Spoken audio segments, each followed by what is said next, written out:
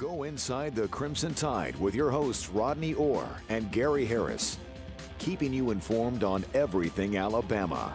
And now, Tider Insider TV. I think that both units had good days. I think that that's kind of what you want to see out of a balanced team is, you kind of want to have the offense making plays and the defense making plays. And I would say that it was a good combination of both. Yeah, it's rare you get that. Both sides of the ball, the offense and the defense, happy with the scrimmage. Mack Wilson kind of echoed what Jonah Williams said from the defensive side. Said, hey, we were happy with how we played, but the offense made some plays too. So, again, with a balanced football team, that's not a bad thing. Good evening, everybody, and welcome into Tider Insider TV, presented each and every week by Buffalo Rock Bottling Company, alongside Rodney Orr from TiderInsider.com. I'm WVOA 23 Sports Director Gary Harris. Once again, tonight, we've got Pepsi Zero Sugar, max taste, 0 calories. I think that's something that we can all get on board with. You hear that sound? Yeah, it sounds pretty sweet. But let me tell you what, the taste is even better going down. It's a big swig. Been a busy day today. I've been going nonstop riding since this morning. Have not let up. All right, let's get into it. Remember to pick up some great Pepsi products next time you're at your local grocery store or convenience store. One of the concerns heading into fall camp, depth at inside linebacker. Alabama addressed that concern in an unconventional way, bringing in linebacker Ale Cahoe after he was released from his scholarship with Washington, where he never enrolled this summer. Cahoe, the #1 rated inside linebacker in the class of 2018, is practicing with the team. He went out there for the first time last Saturday. We're going to find a way to get him comfortable and get him down to learning the stuff so that, he could maybe, if Coach Saban feel comfortable with him playing or he continue to go along and do good, he can catch up and come in and play and at least have a role on special teams. A lot of questions, and they're not bad questions. We're glad to have the guy here, and we're looking forward to the opportunity to help him be successful as a person, as a student, and as a player. But how long it's going to take, I don't know. I wish this was a magic wand that I could just, sort of. It's not the Wizard of Oz. That's funny. I really think that's pretty funny. Now, Rodney, we'll have more on Cahoe and his potential impact this season coming up. But first, let's talk about the scrimmage from this past Saturday. Now, you don't brag a lot about it. We hear all these journalists all the time talking about their sources. You've got impeccable sources that you talk to. No, we weren't there, but you've talked to people that have a firsthand account. And some takeaways that you've been able to put together from what happened at the scrimmage. Let's start with Tua Tagovailoa because from what we've been told and what we've read, of course, we weren't there. I want to be clear on that. No firsthand account, but he had an outstanding scrimmage on Saturday.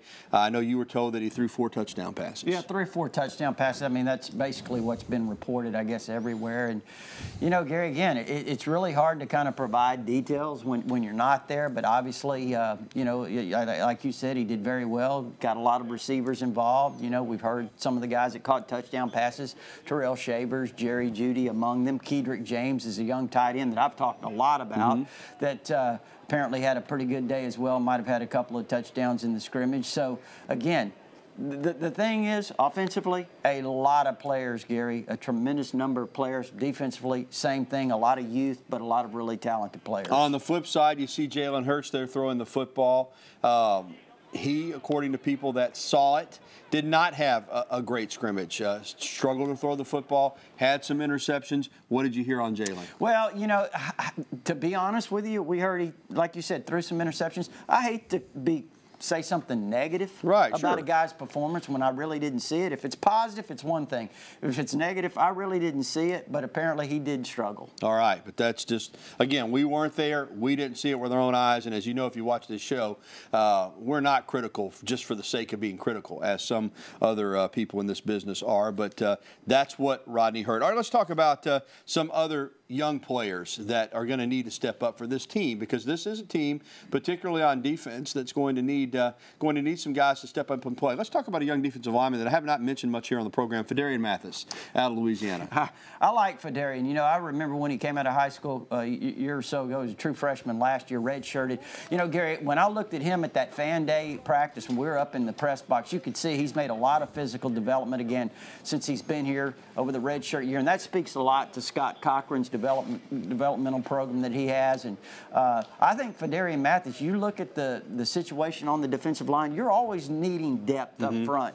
And he's a guy this year, it's really kind of thin. I think he's got a great opportunity to lend that depth. And as the season goes along, you could see him become more and more valuable up front. And a lot of discussion about Cahill, of course, because he's the new guy. But Jalen Moody, another freshman, true freshman inside linebacker, is making some noise. Yeah. You know, we did a Fab Five of 5 newcomers on Tighter Insider that we thought would really have an opportunity to contribute. And because of the depth inside, the lack of depth, we thought that Jalen Moody might be one of those guys, in addition to his talent, of course. And, you know, Gary, he's apparently doing very, very well. He's another one of those guys when you're talking about the information you gather from the scrimmage.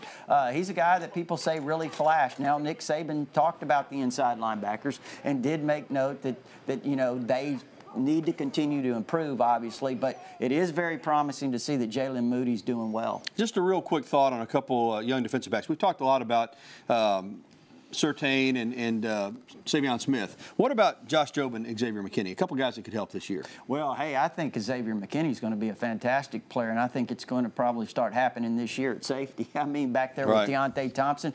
You know, listen, Gary, I think aside from Minkah Fitzpatrick, I really look at this group. I know that they're new players, and obviously they're not nearly as experienced, so they're probably going to make more mistakes, obviously. But when you just talk about overall athleticism in that secondary, I'm not sure this group that's kind of going to replace those guys that left last year is not going to be more athletic. I mean, I really kind of think that when you look at Trevon Diggs, Savion Smith, you know, Xavier McKinney, Deontay Thompson, and some of the other guys, the younger players that I think are going to probably have opportunities.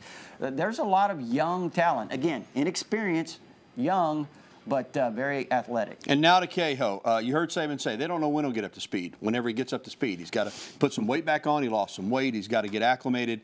But is he a guy potentially that could help this year? Well, yes, because he is, like you mentioned, Gary, a very talented young player. Now, again, he is behind already. Let's remember, most of these guys, they've been here since June.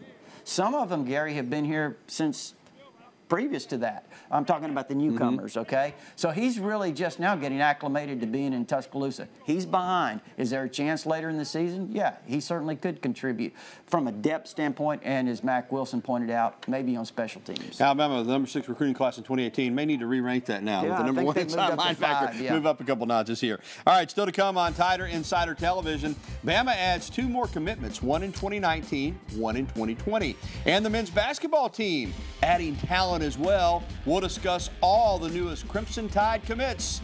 And coming up later in the show, we'll welcome your phone calls, emails, and tweets. The phone number, as always, you know it by heart, 205-348-WVOA. That's 348-9882. You can email us at TITV@WVOA23.com or tweet at us. Please use the hashtag TITV. We'll be right back with the only show that takes you inside the Crimson Tide. Tighter Insider TV will return after this break. We don't really talk about football that much. It's more just like getting to know each other and getting to know how they are. Like when I talk with Coach Saban, it's never about football for real. It's always about what the program has to offer more than just football.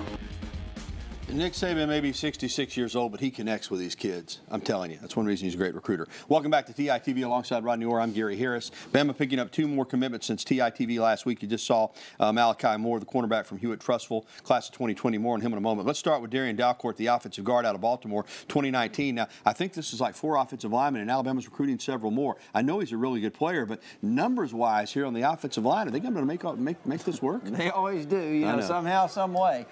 Yeah, they will, and, you know, he's an outstanding player, Gary, an interior player, could play guard, could play center.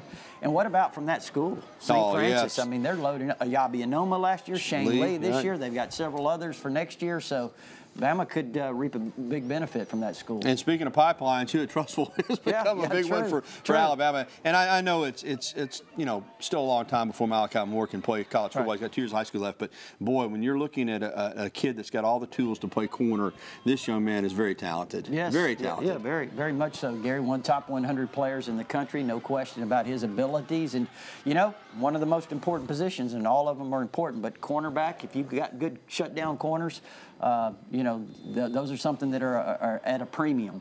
7 commitments now for Alabama in the class of 2020. 20 commitments for the class of 2019. Let's move on to basketball. Alabama gets immediate help as one of the top combo guards in the country. Kyra Lewis from Hazel Green High School commits to Alabama, and now he's reclassified for the class of 2018. What's that mean? Well, he's going to enroll here and start classes August 22nd, and he's eligible to play right away, Rodney. Again, much like Cahill. I mean, this is a kid that Alabama was recruiting to come in next year. Now he reclassifies. He'll play this season. And they need, you know, with Sexton moving on, they need some help in the backcourt. This is a huge pickup. Everybody I talk to talks about, you know, it's watch Hazel Green play, watched him play, think he's a guy that can really load it up. What do you average, 30 points a game? Yeah, he's a scorer now. Yeah, he can load it up. So, you know, you certainly need those. And, again, with the point guard situation a little up in the air, he's not a true point guard, but he can handle the ball and certainly can score. And with Sexton taking his 19 points on to the NBA, they'll need some guys that can step up and score. Huge commitment for Avery Johnson in Alabama men's basketball. And a huge weekend for current Alabama women's golfers. The Tide had 3 of its players make it to the semifinals at the U.S. Women's Amateur last weekend at the Golf Club of Tennessee. That's amazing. And junior Kristen Gilman won the event for the 2nd time. She also won it when she was in high school in 2014, beating incoming teammate Jawan John in the final round after John had beaten Lauren Stevenson in the semifinals. Wow, way to go, Alabama women's golf. That's incredible. And Justin Thomas continued his good play this past weekend, defending his PGA championship and coming off a victory at the Bridgestone Invitational. He had another strong performance at Belle Reve Country Club in St. Louis. He finished 10 under par. He actually caught Brooks Koepka for a while on Sunday at 12 under, but a couple of short misses cost him, but still a top 10 finish in defense of his title. He's on the Ryder Cup. He's again a candidate for Player of the Year honors. Justin Thomas at 25, some kind of player. 9 victories, 1 major championship. Well, coming up, the standard of excellence runs beyond the football program at UA. More from the rest of Crimson Tide Athletics is coming up. Plus, we'll be welcoming your phone calls, emails, and tweets. I encourage you to go ahead and call now, 205-348-9882, so that you can get through, because we want to hear from you, Tider Insider Nation. That's when we return right here to the only show that takes you inside the Crimson Tide. I've been doing it since 2000. Tider Insider TV, coming back after this. And the annual media luncheon for the fall sports. Hey, I know that guy, Ed Allen. That's also me. There's Tommy Dees from Tuscaloosa News. Great to get out and visit with all the coaches and athletes from the fall sports outside of football, Rodney. You know, there's a lot going on in the fall. My gosh. I mean, volleyball, soccer, men's and women's golf, men's and women's tennis, cross country, rowing, swimming and diving. And we got to visit with them today. And we also got to talk with Dan Waters, cross country coach. His season coming up, he expects it to be a good one. I think we're going to be much improved. Obviously, we got a lot older. We added some nice pieces to the puzzle as far as, you know, recruiting and athletes that are come in to help us, for, you know, in our top 5 and top 7. So, yeah, both teams will be the best they've been in a long time. All right, good to get out there today. Enjoyed that. All right, let's head to the phone lines. Harold is first up tonight over in Anniston. Harold, how are you? Hey, how you doing, guys? Doing well, buddy. Hey, man, I really like the way y'all have handled this quarterback thing, man. Thanks. You two. You know, I was a big Jalen proponent, man, when he came in and he won the job from, you know, Blake Barnett. Yeah, Barnett Sure did. and everything. But what you have to understand is, like you guys are saying, the best has to play. That means if Tua is better, he has to play. That's just the way football in Alabama is. The best will play. You understand? I do. And all those feelings everybody's talking about, I understand that, but our football here is based on the best will play. Harold, we're with you 100%. I always love Jalen, man. I think he's a great quarterback. But Tua opens up more, more players can get involved on the offense. Yeah, it opens up more things in the passing game, which just leads to wider running lanes. If Tua wins the job, I'm behind him 100%. I've been really consistent. I trust Nick Saban to make the best choice. What bothers me, and Rodney and I've talked about this, we've talked about on this program, is the criticism of Jalen Hurts. I'm not going to lie to you. It gets under my skin. For Jalen to do what he's done around here 2 years, if he's not the starting quarterback and he decides to do whatever he does, if he moves on somewhere, wish him well, appreciate his efforts. But the people that I hear on these radio shows downgrading what he's accomplished here with nearly 7,000 total yards, I think 50-something total touchdowns in 2 seasons, it makes me sick, quite frankly. And I think there's no place for it. Support the person that wins the job. If it's not Jalen Hurts, they'll recognize what an outstanding job he did here for 2 years. There's no reason you can't. Doesn't mean you're not excited for Tua, but you can recognize what Jalen did here as the starting quarterback for 2 years. Yeah, and I really do, Gary. I think most people do appreciate the contributions that he's made. And, I wouldn't write him off now, not yet, but I would say this. If he's not the starting quarterback, certainly the things that he accomplished here, pretty phenomenal. You don't win the SEC Offensive Player of the Year as a true freshman. What's that? Herschel Walker, 1980? He was the last one before Jalen. Long time. And, and like Rodney said, the competition is ongoing. But whichever quarterback wins the job, or if they play both, I hope more fans will trust that Nick Saban knows what he's doing, okay, when it comes to the quarterbacks in every other position for that matter. Good call, Harold. Let's go to Northport and talk with Ronnie. Ronnie, welcome into the program. Ronnie, you with us? Yeah. Go ahead, Ronnie. You're on the air, buddy. Yeah, I was calling about a walk-on last year, name of Preston Malone. Right. He was injured last year, and I was wondering what his status is this year. Okay, and if he was seeing any playing time. All right, he's from Northside High School, so he's a local kid. Good, hard-nosed football player. Around 5'11", 225 pounds or so. Here's the deal. We've seen walk-ons play in this program before. Will Lowry. We've seen others that have done it. So I don't want to rule him out. I'll be real honest with you. I think right now he's down the depth chart. Again, I would never say never. My guess is right now this season, I don't think he factors into the play-in rotation, but we'll see. Yeah. It's going to be really difficult, but special teams. That's right. Always a an possibility opportunity. there. So, I personally, I don't know that a lot about Preston, but there are a lot of walk-ons out there, Gary, that do contribute. Maybe most of them don't get on the field, but there are some who do. All right, and the fact that he's on the Alabama football team tells you that he's a good football player. All right, stay on hold there, little Kenny. We'll get to you. Also still to come, Kobe Bryant. Maybe as big a name as there's been in pro basketball in the last 30 years. He was in Titletown last week, sharing the love with the Alabama football team. Plus, more of your phone calls, emails, and tweets. Again, there's the phone number on the screen, also the email address, and remember you can tweet at us using the hashtag TITV. We'll be right back with more of your phone calls right after this.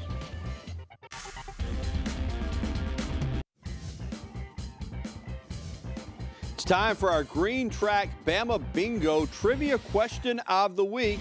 It's another good one. Who holds the Alabama record for total touchdowns in a season? Now, total touchdowns, exactly what it sounds like. That could be throwing, rushing, and receiving. The possibilities are Blake Sims, Jalen Hurts, A.J. McCarron, and Derrick Henry. You can answer the question on WVOA 23's Facebook page for a chance to win a Green Track Bama Bingo Free Play Power Pack. So get to our Facebook page right now to answer the question. And we're going to go right back to the phone lines. Little Kenny has been holding in Havana. Welcome in, Little Kenny. Thanks for holding, buddy. Hey, guys. Thanks for taking my call. I kind of want to piggyback on Harold's call. Alabama fans are supposed to have a little more class than what I've seen this past summer when it comes to the quarterback situation. Now, let's all remember that Jalen has put the numbers up. And Kalua did real well in the championship game, but give him a chance. After all, Coach Saban can take Higgins and beat Yorn. Take Yorn and beat Higgins. Well, Kenny, you make a good point, and Rodney stressed that a while ago. Just because we've heard a bunch of stuff come out of a scrimmage, there's another scrimmage coming up. No decision has been announced on the starting quarterback. So let's be clear. It's still a competition. As far as those fans, and like Rodney said, it's not everybody. Those fans that have disparaged Jalen Hurts, then, maybe you got to check your fandom. You should be for all Alabama players, particularly those that have done as much as Jalen Hurts. But I think what Rodney said is true. It's not everybody. The few people that are the people that criticize are just a lot louder, it seems like, than the people who don't criticize. Yeah, right? Yeah, I agree. I had to laugh because that was Bum Phillips. Bum Phillips said that about Bear Bryant. Yeah. You remember that? Take yours and beat his, and take his and beat yours. So, Nick Saban probably could. All right, Trent, you said we got a phone call? Email. Let's get to an email. This is from Andrew. Any news on Jared Butler? Lots of rumors about potential medical issues. And he is the freshman point guard out of Louisiana. And no, there is no news because there are some things floating around out there. But again, it's a medical issue. We're not going to say anything. We don't know. The University of Alabama will make an announcement if there is one to be made. Right, Rodney? That's right.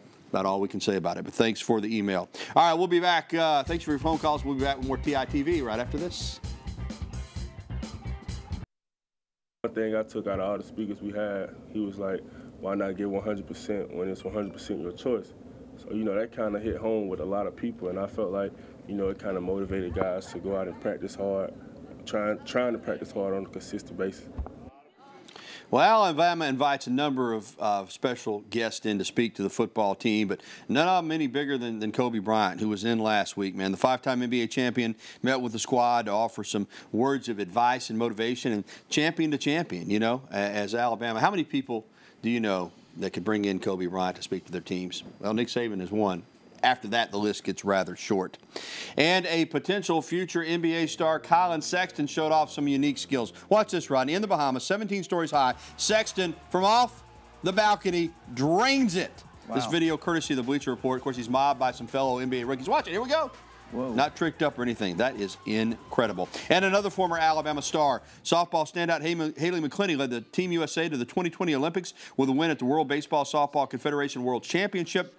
She hit 510 games. Team USA will compete in Tokyo in 2020, the second team to qualify after host Japan, and glad that softball's back in the Olympics. Well, we're winding it down. Our beautiful shirts and ties provided, as always, by the Locker Room, downtown Tuscaloosa, home of the original elephant wear. Get by and shop in person, or you can shop online at their website, locker-room.biz. And thank you for watching the program tonight. A reminder, we'll have a replay for you at 10:30 this evening on WVUA 23, or you can catch it anytime at WVUA23.com. So for Rodney Orr and our entire TITV staff, I'm Gary Harris saying thanks for watching, and we'll be back with you again next week right here on TITV.